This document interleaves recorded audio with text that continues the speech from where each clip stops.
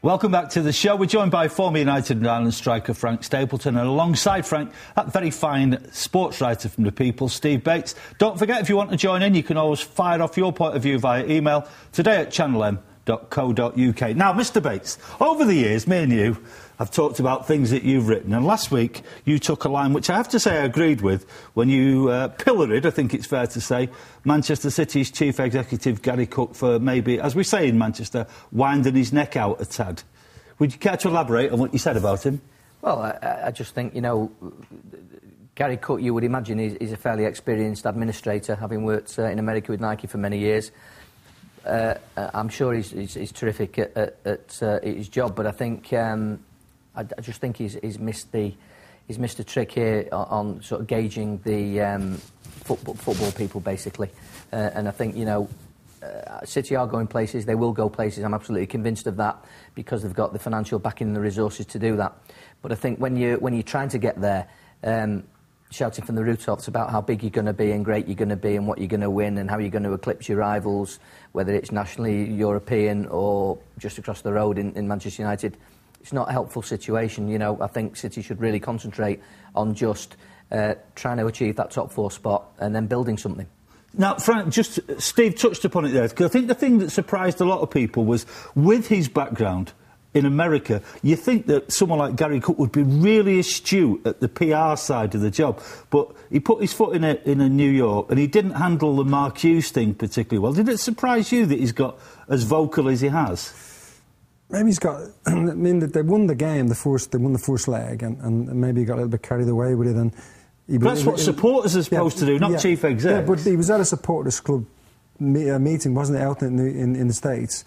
And, of course, what he's got to say something that they're going to pick up on. Not so much the press, but that their own supporters are going to revel in.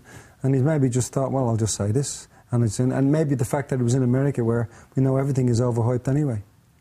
So, while we stay with City for a moment, obviously the Carling Cup was a major disappointment, Frank. But if you look at the FA Cup, with so many big teams already out, City might fancy the chances there. I know that strategically, fourth place and a Champions League place would be more important, but you can't help thinking that in terms of getting yourself back in the record books, the FA Cup, now that the Carling Cup opportunity is gone, is something City should really focus on. You've got to start somewhere, haven't you? Yeah, well, it gives a bit of a dilemma to the manager, doesn't it? All of a sudden, does he go for getting through to the cup final, particularly if they get favourable draws, or does he go for this fourth place?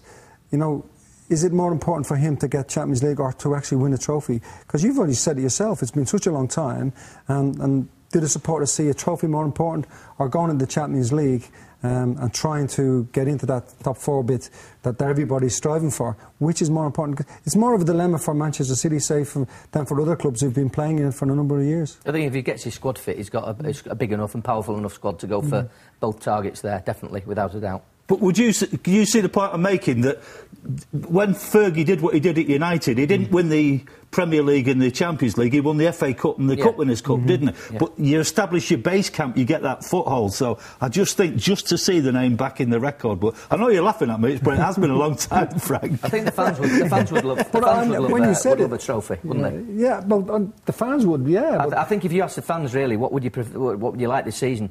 To win the FA Cup or to make that fourth spot in the Champions League? But he wasn't even born the last time City won a trophy. I think you'd have a real split there, with fans wanting desperately to win a trophy, but also wanting the prestige of being in the Champions League.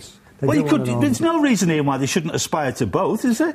No, I don't think so. Like you say, you know, they have got a more than powerful enough squad to go on both fronts. I mean, Steve, in terms of the development of City as a club and as a force in football, what's more important?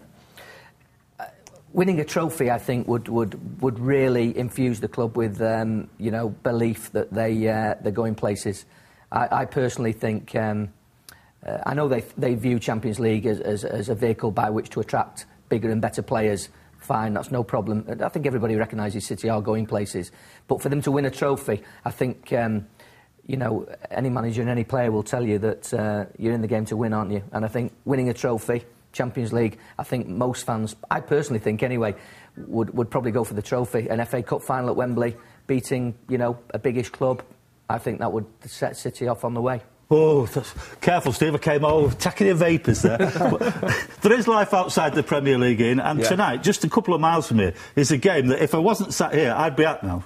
Yeah, well, as you say, Andrew Dickman, one of our reporters, is down there tonight because Bury are playing Rochdale. It's a massive game, of course, locally round here. Rochdale are top at the moment, Bury are fourth, just outside the automatic promotion places.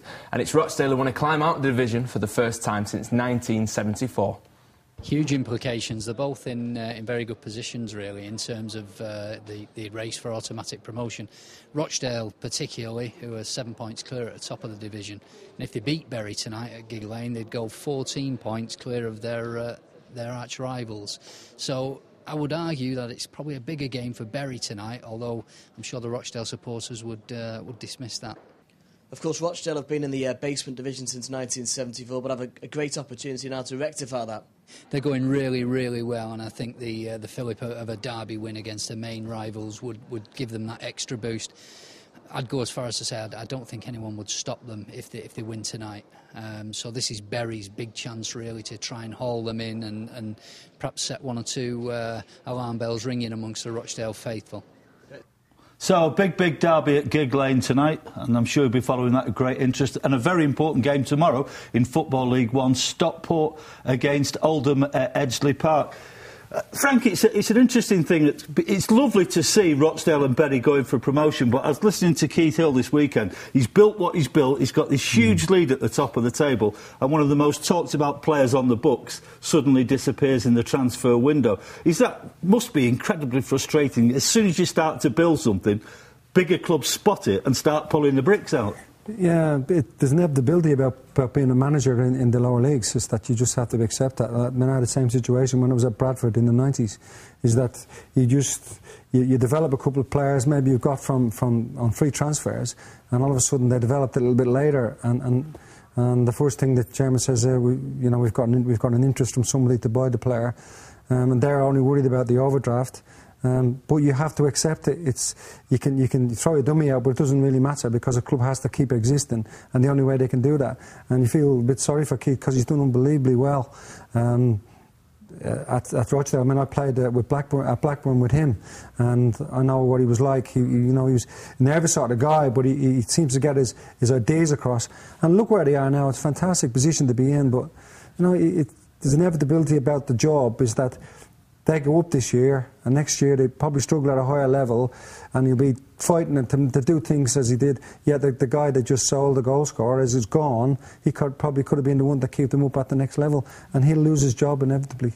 Will Buckley came from Hotwood Hall College, picked him up it was on a scholarship there, playing football and studying for his A-levels, and that's where Rochdale got him from. Absolutely no money involved, just plucked from obscurity. And then obviously, like you say, he's developed into this player that a lot of teams have looked at, and he's been taken away from him. There's a story brewing here, though, Steve, in the time that's left available to us, because we've got the scenario where Bury and Rochdale could both get promoted, and sadly Oldham and Stockport could be passing them going the other way. Absolutely, yeah. I mean, you wouldn't have predicted that a few years ago when both Stockport and Oldham were having really good times.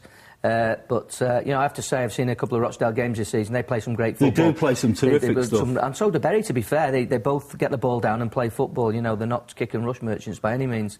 So it'd be quite nice to see Rochdale climb up a division, because they've spent a long time down in the bottom reaches. Right, just before we come to the finish, can I just ask you, Frank, Manchester United, we've heard that they're not the force that they were. Just briefly, can you tell us, this current side, are they good enough to take that Premier League title over Chelsea? They are good enough to take it, yeah. But are they going to get the opportunity? I don't know. I think yesterday kind of blew everybody away because they haven't played to that level all season. If they're going to win it, they need to play like that to the end of the season. Many thanks to Steve Bates, very fine sports writer with the People, and the legend that is Frank Stapleton. Me and Ian, we're going to be sat back right on this very couch, same time next week, and we'll put two more people under the spotlight, and we'll be putting our very best to put the football world to rights. Please do join us today at Channel M. Love to hear from your point of view as well. See you then.